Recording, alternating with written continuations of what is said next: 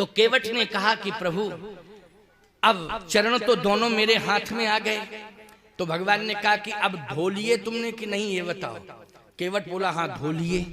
भगवान बोले तो अब तो नाव में बिठाओ, ये नाव पास में ही है।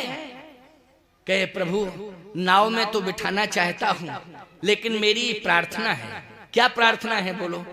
मेरी प्रार्थना ये है कि मैंने गंगा के पावन तट पर रहकर मजदूरी तो की है, लेकिन गंगा के किनारे जब जब भी सत्संग हुआ है उसको मन लगा के सुना है। अच्छा बोलो भैया, गंगा के किनारे सत्संग होता है कि नहीं होता है? जैसे आपके गांव में अगर गंगा है, गंगा होती तो आप कथा गंगा के किनारे कराते, क्योंकि गंगा के तट पे हो। तीर्थराज प्रयाग में गंगा के तट पे कथा होती कि नहीं? तो केवट कहता है यहाँ मैंने नाव चला के मजदूरी तो की है, लेकिन मैंने कथाएं भी सुनी है, सत्संग सुना है संत महात्माओं से। क्या सुना है कि अगर पत्नी है तो फिर जो भी धार्मिक कार्य करो, धार्मिक अनुष्ठान आदि करो, उसमें पत्नी को सहयोगी बनाओ। बोलो तुम लोग यही करते हो कि नहीं? तीर्थ जाते हो, अगर पत्नी जिंदा है तो साथ में लेके जाते हो। भागवत की कथा कराते हो, सुनते हो सपत्नी बैठ के। रामायण की कथा में यजमान बनते हो तो सपत्नी। बोलो हवन में बैठते हो तो सपत्नी। सत्यनारायण की कथा भी कराते हो घर में तो सपत्नी। बोलो सपत्नी करते हो कि नहीं? ये नियम है, करना भी चाहिए ऐसा। केवट ने कहा कि मैं परिणय बंधन में बंधा हूं। क्या चाहते हो?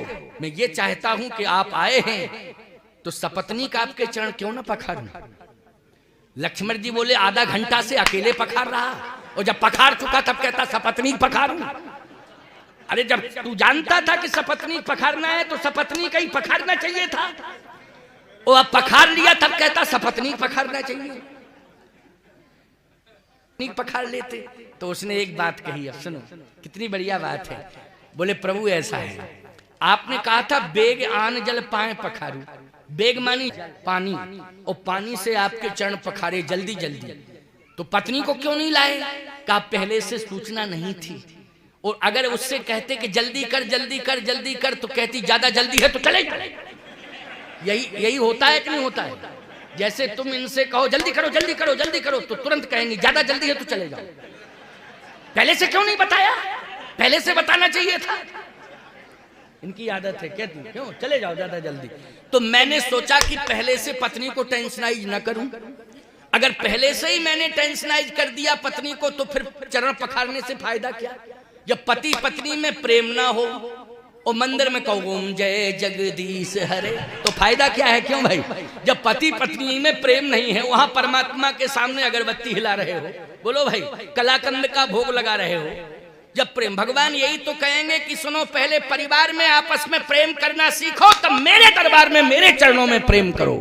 जब परिवार में ही तुम्हारा प्रेम नहीं है तो मेरे चरणों में प्रेम करके प्रदर्शन कर रहे हो क्या? इसलिए मैं कहता हूं कि पति पत्नी में प्रेम होना चाहिए। केवट बोला अगाध प्रेम है, अगाध प्रेम है मेरा क्योटानी से। भगवान ने कहा बहुत अच्छी बात है, और मैं ये मानता हूं कि हम दोनों में प्रेम आपके चरणों से पूर्व से ही रहा है, और उस प्रेम के कारण के चरणों में प्रेम किया, और मैंने भी आपके चरणों में पूर्व से ही प्रेम किया है। कौशल्यादि नार प्रिय सवा चरण पुनीत पति अनुकूल प्रेम दृढ़ हरि। महाराज श्री दशरथ के प्रति प्रेम करते हैं, दशरथ उन तीनों के प्रति प्रेम करते हैं, और सबका मिलकर के महारानियों के सहित मानना बंद करो।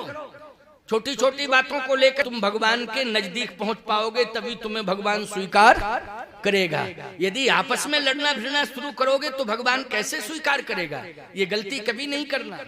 जिस घर में हम पहुंचे वो दौड़ा पति कहे महाराज आपके चरण धो लें, आरती उतार लें। तो हमने कहा धो ले, तेरा मन है धो ले। अब हमारा चेला जो था पंडित हमारे साथ चलता है, वो यहाँ है नहीं, वो बीमार हो गया है। तो बीमार हो गया है तो हमने कहा तुम अपना इलाज करा लो। उसने कहा कि तुम अकेले ही हो कि पत्नी भी है? बोले पत्नी तो है। तो मायके गई क्या पत्नी? अकेले क्यों धो रहे हो? कहे 6 महीने से बोलचाल नहीं है, और हम कह नहीं सकते, हम कह नहीं सकते तो उस शिष्य ने कहा गुरुदेव आप पधारे ही गए हो, दोनों का एकता करा दो तो ज्यादा अच्छा है, क्योंकि आप पधारे गए जब ऐसी कंडीशन है, और अगर ऐसा नहीं होता है तो बदनामी आपकी होगी कि महात्मा भी आए घर में फिर भी कुछ नहीं करा पाए, तो बदनामी आपकी होगी। हमने कहा अगर हम जानते ऐसा घर है तो घुसते ही नहीं, लेकिन हमें पता नहीं था, हमको पता नहीं था, नहीं हम घुसते काहे को ऐसे घर में कि ऐसी कंडीशन है। लेकिन अगर आप आ गए हो तो पति पत्नी में प्रेम हो जाए, इसके लिए पहला आपको करनी पड़ेगी। तो मैंने कहा ऐसा है कि पत्नी है घर में तो एक बार तुम कहो तो उससे कि आओ हम दोनों जो है स्वामी जी के चरण पखारें, आरती करें, ये सौभाग्य है। कहे स्वामी जी हम तो कसम खा चुके थे उसी दिन, और कसम हम तोड़ने वाले नहीं हैं। हमने की अच्छा क्या हम बात ही नहीं करेंगे उससे। हमने आवाज लगाई, हमने कहा बेटी ए बहू इधर आ। तो इंतजार ही में थी कि कोई आवाज लगावे, तुरंत आई हमारे पैरों में गिर पड़ी, चरण छू लिए। मैंने कहा सुनो तुम दोनों ग्रंथि बंधन करके चरण पखारो, ग्रंथि बंधन करके चरण पखारो। तो एकदम बोली बोली महाराज जी उस दिन हमने भी जिस दिन झगड़ा हुआ था प्रतिज्ञा कर ली थी कि जब तक ये अपने मुंह से हमें कुछ कहेंगे नहीं तब तक मैं कुछ नहीं करूंगा। हमने कहा इसने भी प्रतिज्ञा बड़ी खतरनाक कर ली, क्यों भाई इसने भी बड़ी खतरनाक प्रतिज्ञा कर ली। अब महाराज जी जब तक ये मुंह से कहेंगे नहीं तब तक हम जो है कुछ भी नहीं कर सकती हैं। आपने आवाज लगाई तो मैं चली आई, आपको प्रणाम कर रही हूं, अब नरक मिले तो मिल जाए। हमने कही कंडीशन बहुत खराब है, क्योंकि नरक जाने को तैयार है लेकिन समझौता करने को तैयार नहीं है। नरक जाने को तैयार लेकिन समझौता के लिए तैयार नहीं। मैंने उसी समय कहा उसके पति से, मैंने कहा सुन तू जिद मत कर, समझदार व्यक्ति है, पत्नी से एक बार कह ले, कह तो ले। तो पत्नी खड़ी थी इस साइड में और ऐसा मुंह करके कहता कि हम तो तैयार हैं, अब जिसको हमारे साथ आके पखारना हो पखार ले। मुंह टेढ़ा करके कह रहा है, मुंह टेढ़ा करके कह रहा है। तो मैंने कहा देखो डायरेक्ट नहीं इनडायरेक्ट कहा कि नहीं कहा, कहा कि नहीं, क्या किससे कहा, तुझसे ही तो कहा है। अब तुम कम से कम एक बार उसने कह दिया है, भले ही मुंह इधर किया था, अरे तू कम से कम सुन तो रही है, कान तेरे टेढ़े तो नहीं हुए, कान तो तेरे सुन रहे थे, सुना कि नहीं सुना। कहे महाराज जी सुना तो है। हमने कहा सुना है तो बैठ जा दोनों। अब जब दोनों बैठ गए ग्रंथि बंधन कराया, ग्रंथि बंधन के बाद दोनों ने जो है चरण पखारे, चरण पखारने के बाद सुंदर भोजन बना, भोजन के बाद हमने प्रसाद पाया, महात्माओं ने प्रसाद पाया। और प्यारे 1 घंटे मैंने राम कथा सुनाई उस घर में बैठ के।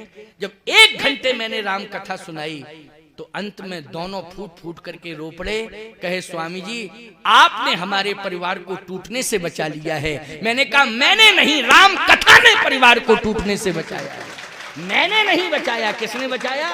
राम कथा ने तुम्हारे परिवार को टूटने से बचाया है। तो बोलो भगवान की कथा में ताकत है कि नहीं? लेकिन सुनो तब ना, जब सुनना ही नहीं है तो अलग बात है, सुनो तब। ताकत है कि टूटने से परिवार बचेगा, रूठने से परिवार बचेगा।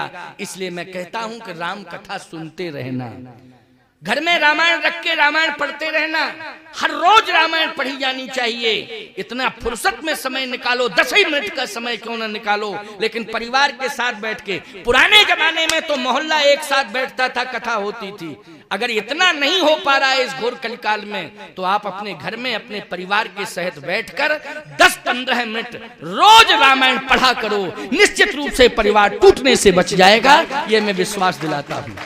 इतना आपको करना ही पड़ेगा, तभी ये फलश्रुति आपके सामने आएगी। तो आइए आपको और 10 मिनट की बात सुना दें, इसके बाद वाणी को विश्राम। केवट ने ग्रंथि बंधन करके सपत्नीक भगवान के चरण पखाड़े। रामायण का प्रमाण दे रहा हूं, अपनी तरफ से नहीं कह रहा हूं कि कोई मनमुखीपन से अपनी बात कह के चला जाऊं, ऐसा नहीं। रामायण आप पढ़ते हैं नहीं, घर में जाकर के रामायण पढ़ लेना, आपके समझ में आ जाएगी बात कि स्वामी जी ठीक कह रहे थे। ग्रंथि बंधन करके उसने चरण पखारे भगवान के। जब दोनों ने चरण पखाड़ लिए, भगवान ने कहा अब तुम संतुष्ट हो? क्योंकि भक्त से भगवान पूछ रहा है कि तुम संतुष्ट हो? केवट बोला हाँ, हम दोनों ने चरण तो पखाड़ लिए, लेकिन भगवान ने कहा ये लेकिन शब्द क्यों लग गया? कहा लेकिन शब्द इसलिए लग गया प्रभु कि वो पति पत्नी केवल ये संकल्प न ले कि हम दोनों परिणय बंधन में इसलिए बंधे हैं कि हमको वंश वृद्धि करना है, केवल हमें वंश चलाना है, वंश वृद्धि करना है, इसलिए हम लोग परिणय बंधन में बंधे हैं। याद रखना, परिणय बंधन में बंधते समय अरे वंश वृद्धि करना ये तो संसार का नियम चला आ रहा है। बोलो चला आ रहा है कि नहीं चला आ रहा है? वंश वृद्धि में तो ऐसे ऐसे भी पैदा हो गए हैं, कंस पैदा हुआ है, कुंभकर्ण पैदा हुआ है, रावण पैदा हुआ है, हिरण्याकश्यप पैदा हुआ है। बोलो आतताई पैदा हुए कि नहीं हुए? और साधारण ऐसे नहीं, इतने बड़े बड़े वंश में कि 1 लाख पूत 1.25 लाख नाती, ऐसा विस्तार किया इन्होंने अपने परिवार का। लेकिन सावधान, वंश वृद्धि करना ये विशेषता नहीं है, बल्कि संतान को जन्म देने के साथ साथ संतान को भगवान से जोड़ देना ये सबसे बड़ी उपलब्धि है। जन्म के साथ संतान को किससे जोड़ देना? भगवान से जोड़ देना, पूरे परिवार को भगवान से जोड़ देना। और प्यारे, अगर उदारता आ जाए केवट कैसी, तो पूरे गांव को भगवान से जोड़ देना। यही हुआ है रामायण में, पूरे गांव को उसने भगवान से जोड़ा है। ये विशेषता है कि नहीं? केवट कहता है प्रभु मैं अपने बच्चों को आपके चरणों से जोड़ना चाहता हूं। बच्चे कहां हैं? बच्चे गांव में ही हैं, तो क्यों नहीं लाए साथ में? उस समय थे नहीं बच्चे, इधर उधर हो गए थे। अच्छा तो ले आओ बच्चों को। यही क्रम जारी है। दौड़ा दौड़ा गया, बच्चों को इकट्ठा किया उसने और बच्चों को साथ लेके आ रहा है। देखो जब विश्वामित्र जी आए थे तो दशरथ जी भी चारों पुत्रों को लेके आ गए थे ना। दशरथ जी चारों बेटों को लेके आए थे कि पुण्य चरणन मेले सुत चारी और राम देख मुनि विरति बिसारी, पुण्य चरणन मेले सुत चारी। केवट ने भी अपने बच्चों को इकट्ठा किया और इकट्ठा करके लाया और भगवान के चरणों में डाल दिया है। बच्चों ने भी भगवान के चरण पखारे साहब।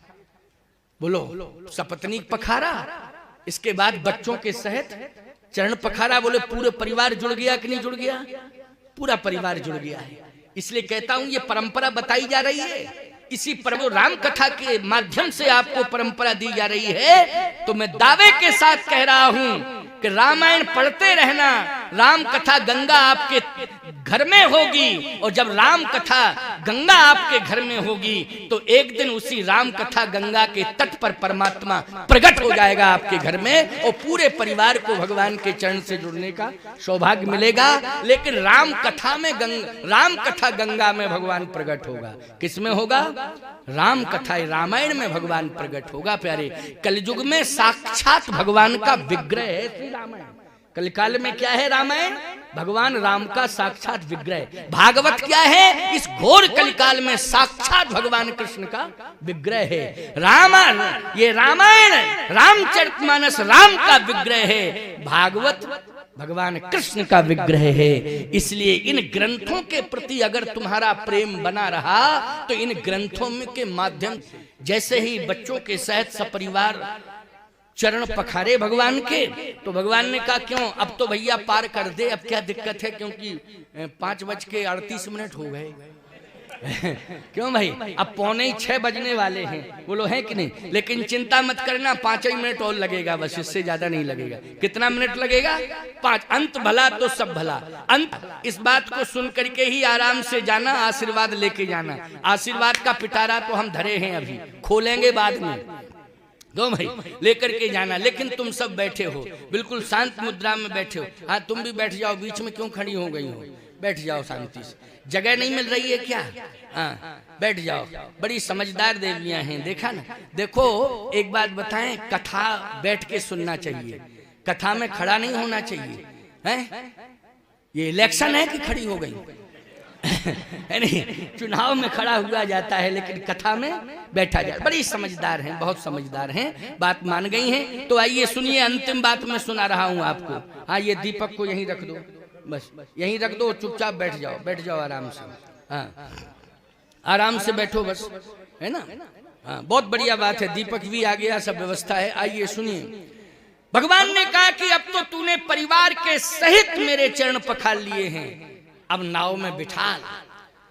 केवट कहता है प्रभु आपने बहुत समय दिया, बड़ी कृपा की, मगर लक्ष्मण जी बोले मगर का मतलब है मामा फूफा जीजा और रह गए, सो उनको सबको बुलवा लेने दो, 14 साल तक पांव पकड़ाई जारी रहे और 14 साल के बाद सीधे अयोध्या वापस, क्योंकि यही होना है और इसके आगे तो कुछ होना नहीं है, क्योंकि जो ये कह रहा है आप वैसा ही करते जा रहे हो और उसकी बातें ही मानते चले जा रहे हो। आप कम से कम आपको अपनी बात भी तो प्रेशर में कहनी चाहिए।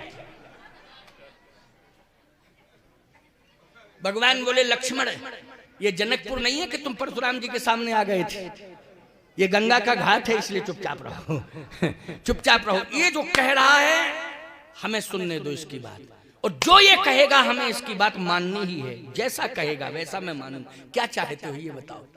केवट एक बात कहता है प्रभु, प्रेमी का परिवार जो परमात्मा से प्रेम करता है उसका परिवार केवल पत्नियों बच्चे ही नहीं होते, केवल माता पिता पत्नी बच्चे इतना ही परिवार नहीं होता है।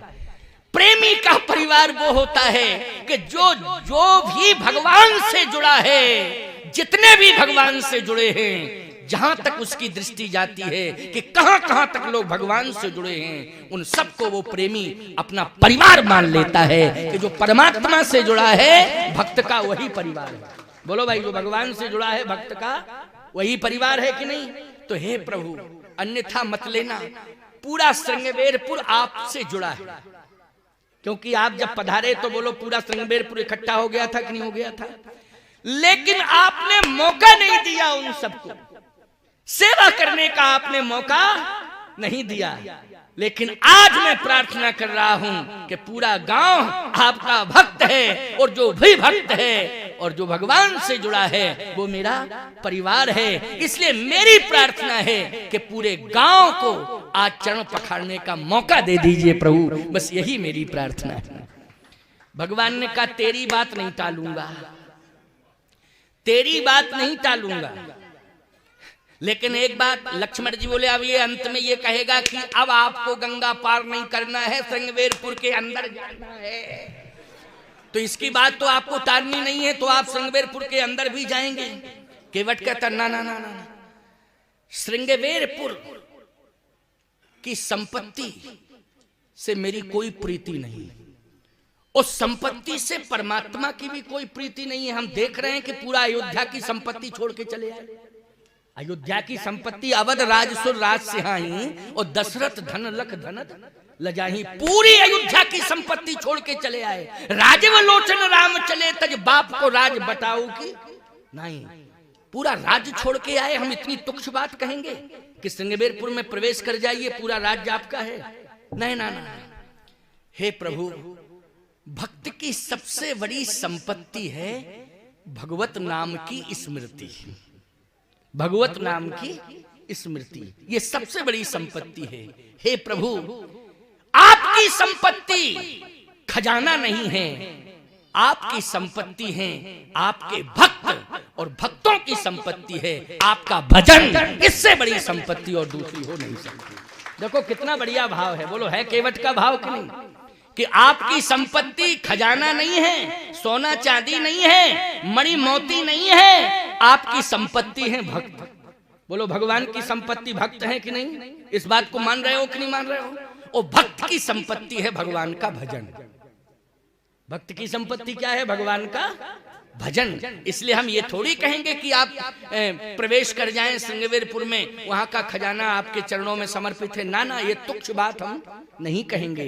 बस प्रभु आप कृपा करके जो भी आपके चरणों से जुड़ा है उसको चरणों तक आपका मिल जाए, बस मेरी यही कामना है और कोई कामना नहीं। भगवान ने कहा तो सबको बुला लो, बुला लो सबको। पूरा गांव इकट्ठा कर दिया केवट ने श्रृंगवेरपुर। और गोस्वामी जी कहते हैं पद पखार जलपान कर आप सहित परिवार। तो बोलो परिवार में पूरे गांव को अपना परिवार मानता है कि नहीं मानता है? पद पखार जल पानी करी आप सहित परिवार। भगवान ने कहा अब तो पूरे गांव ने चरण पखार लिए, अब कहे प्रभु नाव में बैठो विराजो।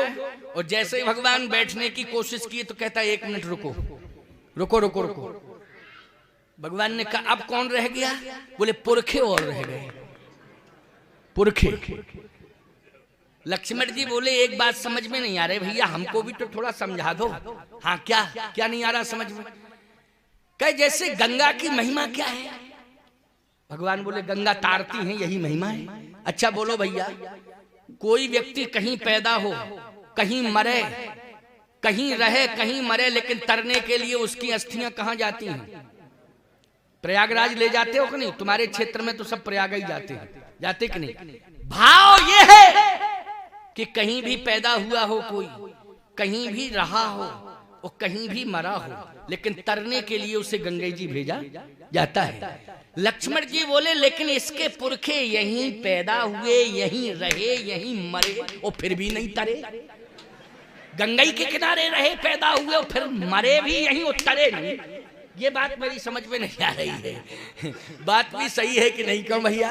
श्रृंगवेरपुर गंगा जी के तट पर है और पुरखे नाव चलाते रहे तो जिंदगी भर तो गंगा के किनारे न रहे, लेकिन ये बताया ये इसके पुरखे मरे यहाँ नहीं है कि क्या, कहाँ मरे?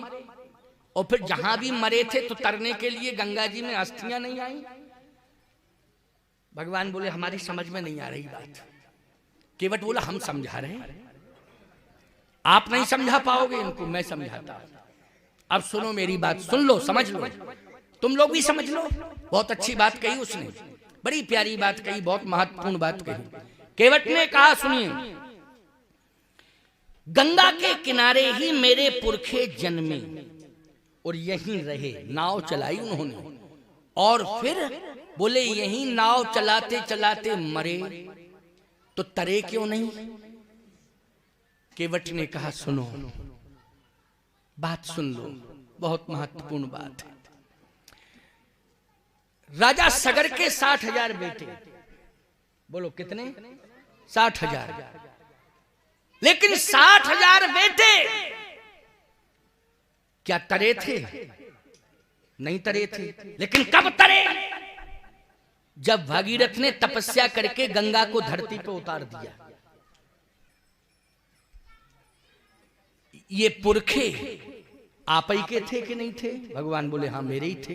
ये भागीरथ किसके थे? बोले हमारे पुरखे थे। और गंगा कहां से निकली थी? का एक कल्प में हमारे चरणों से निकली थी। तो जब आपके चरणों से गंगा निकली और आप ही के पुरखों को नहीं तार पाई, क्यों भाई? क्या है बताओ? आपके चरणों से निकली और आप ही के पुरखे नहीं तरे, इसके लिए भगीरथ को प्रयास करना पड़ा। और जब भगीरथ जी को प्रयास करना पड़ा तब तपस्या के बल पर गंगा को उतारा और फिर ले गए वो कहां? गंगा सागर। और वहां जाके कपिल मुनि के आश्रम में, बोलो भैया, सब पुरखों का उद्धार करा दिया कि नहीं करा दिया? ऐसे ही राजा सागर कब हुए थे और कब भगीरथ इसके बीच में अटके रहे पुरखे आपके, वो नहीं तरे। ऐसे ही हमारे पुरखे, हमारे पुरखे, क्योंकि सब में पुरखा तारने की क्षमता नहीं होती है। समझ लो इस बात को, सब में पुरखा तारने की क्षमता नहीं होती है? जित बाप सम दंगम दंगा, मरे बाप पहुंचावे गंगा। क्या बात है साहब, बोलो भाई। बाप जिंदा है तो खूब गालियां बक रहे हो, खूब खरी खोटी सुना रहे हो, और मरने के बाद उनकी हड्डियां गंगा जी में ले जा रहे हो कि तर जाएंगे।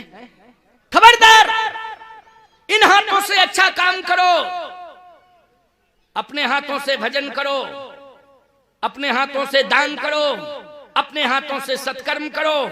मैं कहता हूं भले ही तुम्हारे बच्चे तुम्हें गंगा जी ना ले जाएं, तुम्हारी अस्थियां ना ले जाएं, लेकिन एक दिन परमात्मा तुम्हारी अस्थियों को स्वीकार कर लेगा और तुम्हें मुक्ति प्रदान कर देगा, भले ही गंगा में कोई ना ले जावे। लेकिन प्यारे, प्रयास करना पड़ेगा। केवट कहता है ये मेरा भागीरथी प्रयास, ये जो चरण धो रहा हूं पुरखों के नाम पर, ये मेरा क्या है? भागीरथी प्रयास है। और इस भागीरथी प्रयास से ही हमारे पुरखे तरेंगे। तो कैसे तारोगे? कहा देखो पुरखों के नाम पर चरण धोता हूं, और जैसे पुरखों के नाम पर चरण धोया, आहा, तो जो चरणोदक पुरखों के नाम का आया, उसी चरणोदक से तर्पण करने लगा गंगा के किनारे। और जैसे ही चरणोदक से केवट ने अपने पुरखों का तर्पण किया, उसी समय उस तर्पण को पुरखों ने स्वीकार कर लिया और उन्हें मोक्ष मिल गया। प्यारे पितर पार करी प्रवह पुनि मुदित गए लय पार। पुरखों का भी उद्धार कर दिया। बोलो किया कि नहीं किया? अब पुरखों का उद्धार, लोग 5:50 हो गए। अब सुनते ही रहोगे, लगातार सुनते ही जा रहे हो। अब एक अंतिम बात और सुन लो, एक अंतिम बात और सुन लो, अंतिम बात रह गई है बस। इसके बाद गोस्वामी जी कहते हैं पितर पारी करी प्रवहि पुनि मुदित गयऊल पार। कहा प्रभु बैठ जाइए। किशोरी जी को बिठाला, स्वयं प्रभु बैठे। लक्ष्मण जी से कहा बैठो। और जिस समय केवट ने हाथ में पतवार ली, हाथ में पतवार, अब आप सुन लीजिए मेरी बात को। गोहराज निषाद भी था साथ में। उतर ठाणवै सुरसर नेता सिय राम गोह लखन समेता केवट उतर दंडवत कीना प्रभु सकुचे यही कछु नहीं दीना। जैसे ही पतवार हाथ में आई, नाव चल रही है, पतवार चला रहा है, और जैसे ही बीच मझधार में नाव पहुंची, उसी समय उसने पतवार छोड़ दी, छोड़ दी पतवार। अब नाव बिना पतवार के हिलने लगी, और आगे थी भंवर, उसमें भंवर में जाके फंस गई और घूमने लगी। लक्ष्मण जी बोले ये कौन सा नाटक हो रहा है? ये बताओ, ये कौन सा तमाशा है? तुमने बीच मझधार में पतवार क्यों छोड़ी? तुम केवट हो, तमाशा कर रहे हो? पूरा फैमिली सेटलमेंट नाव में है, रघुवंश पूरा बैठा हुआ है। बोलो रघुवंश पूरा बैठा कि नहीं बैठा? अरे राम जी रघुवंश शिरोमणि है कि नहीं? बोलो है कि नहीं? और रघुवंश का नाम यश पताका रामायण जी के द्वारा तो फहराया गया। कहा तुम ये क्या तमाशा कर रहे हो? तुमने पतवार फेंक दी और नाव देखो चक्कर काट रही है। केवट बोला भूल हो गई, क्षमा मांग रहा। क्या भूल हो गई? भूल ये हो गई कि सारी दुनिया को आप पार करते हैं और मैं कितना मूर्ख हूं, आपको पार कर रहा है। क्षमा करो, क्षमा करो, क्षमा। लक्ष्मण जी बोले घाट पे तुमने क्षमा क्यों नहीं मांगी? इस बात को घाट पे कह देता तो हम लोग कम से कम घाट ही पे रहते, नाव में नहीं बैठते। और अब इस प्रकार की भाषा बोल रहा है। भैया आप नाव चलाइए। फिर भगवान बोले हम सरजू के किनारे इतने बार गए आए, कभी नाव चलाई? क्या ये तो कह रहा है, अब मैं क्या जानूं क्या कह रहा है। केवट बोला नहीं नहीं नहीं, ये भूल मैं अब दोहराऊंगा। लक्ष्मण जी ने कहा तुम मुझे जानते नहीं हो, सावधान, अगर तुमने हाथ में पतवार नहीं ली तो धनुष बाण मेरे हाथ में आ जाएगा। केवट बोला धनुष बाण तुम्हारे हाथ में आएगा? लक्ष्मण जी बोले हाँ, नहीं तो पतवार उठाओ। तो पहले तो केवट पतवार छोड़ के बैठा था, और जैसे ही लक्ष्मण जी ने धनुष बाण की बात कही तो सीधा भगवान के चरणों में लेट गया, चरणों में लेट गया, वहीं नाव में लेट गया। लक्ष्मण जी ने कहा अभी बैठे थे, अब क्या कर रहे हो लेटे लेटे? केवट बोला लेटे लेटे क्या कर रहे हैं, क्या कर रहे हो? केवट बोला नाव कौन चलाएगा? लक्ष्मण जी ने कहा और तुम नाव में ले आओ, लेटने की जगह नहीं है, यहाँ लेटा नहीं जाता है, यहाँ बैठा जाता है। और नाव चलाने वाला बैठता भी है, पतवार भी हाथ में लेता है, इसलिए लेटो नहीं, उठो बैठो, पतवार हाथ में लो, नाव आगे बढ़ाओ। केवट बोला कैसी पतवार, कैसी नाव, कौन नाव, कहाँ? अरे कहाँ, क्या दिमाग खराब है तुम्हारा? केवट बोला दिमाग खराब हमारा नहीं है, हमारा दिमाग शुद्ध हो गया। अब हमारा दिमाग शुद्ध होगा। दिमाग खराब तो तब था जब हम पतवार हाथ में लिए थे, लेकिन आज दिमाग मेरा शुद्ध है कि भगवान के चरण मिल गए। और भगवान के चरण मिल गए तो क्या कर रहे हो, लेटे क्यों हो? तो केवट बोला राम जी हमारे सब काम कर रहे हैं, तुम क्या कर रहे हो? बोले हम राम के सहारे आराम कर रहे हैं। हम तो राम जी पर विश्वास कर रहे हैं, इसलिए पड़े पड़े आनंद ले रहे हैं। क्यों? परमात्मा ही तो पार करता है, जीव नहीं परमात्मा पार करता है। और आज केवट को पार करने वाला परमात्मा उसके चरणों में मैं बैठा हूं, तो हमें पार नहीं करेगा वो? परमात्मा के चरणों में जो समर्पित हो जाता है उसकी नैया कभी डूबती नहीं है लक्ष्मण जी। बोलो भाई, भगवान के चरणों में जिसका समर्पण हो उसकी नैया डूबेगी क्या? उसकी नैया कभी नहीं डूब सकती है। और ये केवट को विश्वास है कि पतवार थोड़ी नाव को पार लगाएगी, परमात्मा की कृपा ही भव से पार कराएगी। इसलिए केवट भव से पार करेगा तो परमात्मा की कृपा से, पतवार से नहीं, कृपा से। बोलो, पतवार से कि कृपा से? कृपा से। लक्ष्मण जी बोले, भैया थोड़ा सा बातचीत में समझा दो, क्योंकि आपकी भाषा जल्दी समझ में आती है, हमारी भाषा नहीं आ रही। भगवान ने कहा एक काम करो केवट। केवट बोला, बताएं प्रभु, बताएं बताएं, कोई दिक्कत नहीं, बताइए ना। मेरा भाई घबरा रहा है और नाव जो है भंवर में फंस चुकी है और चक्कर भी काट रही है और भाई घबरा रहा है, तो कम से कम तुम एक काम करो ना, पतवार लेकर के पार कर दो। तो केवट बोला, ये पूछो अपने भाई से कि नाव भंवर में फंस के कर क्या रही है। लक्ष्मण जी बोले, चक्कर काट रही है। केवट बोला, गिनती कर रहे हो कितने चक्कर काट चुकी है, कितने चक्कर काट चुकी है? लक्ष्मण जी बोले, चक्कर कम से कम 40, 50 तो कंप्लीट ही हो गए। बोले, 50 कंप्लीट हो गए? कहे तो अभी और काटना दो। तो लक्ष्मण जी बोले, तुम्हारा नियम ही यही है कि भंवर में पतवार छोड़ के चक्कर कटवाते हो फिर पार करते हो, तो कितने चक्कर कटवाने के बाद पार करते हो? तो केवट बोला, अपने बड़े भैया से पूछो कि जीव को कितने चक्कर कटवा के पार करते हो। तो लक्ष्मण जी बोले, आप चक्कर कटवाते हो? भगवान बोले, हम तो 84 लाख योनियों में चक्कर कटवाते हैं। केवट बोला कि आप अपने बड़े भैया से पूछो कि हम लोगों को कितना चक्कर कटवाते हो। अरे नाव ने तो 50-60 चक्कर काटे, लेकिन हम जैसे जीवों को 84 लाख योनियों में चक्कर कटवाते हो। भगवान ने कहा कि लक्ष्मण, केवट ठीक ही कह रहा है कि 84 लाख योनियों का चक्कर काटना पड़ता है तब कहीं उसे मुक्ति मिलती है। अरे हमारी नाव ने तो केवल 50-60 चक्कर काटे, कम से कम 84 चक्कर काट के देखे नाव, और फिर आपको पता चले कि क्या कैसा लगता है, कैसा लगता है। भगवान ने कहा, एहसास कर लिया है केवट, लेकिन आज मैं गंगा का जल हाथ में लेकर सौगंध खा रहा हूं कि केवट जैसी जो निर्मल विमल भक्ति करेगा उसे मैं 84 लाख योनियों के बंधन से मुक्त कर दूंगा। उसे 84 लाख योनियों का चक्कर नहीं काटना पड़ेगा, मैं उसे मुक्ति प्रदान कर दूंगा।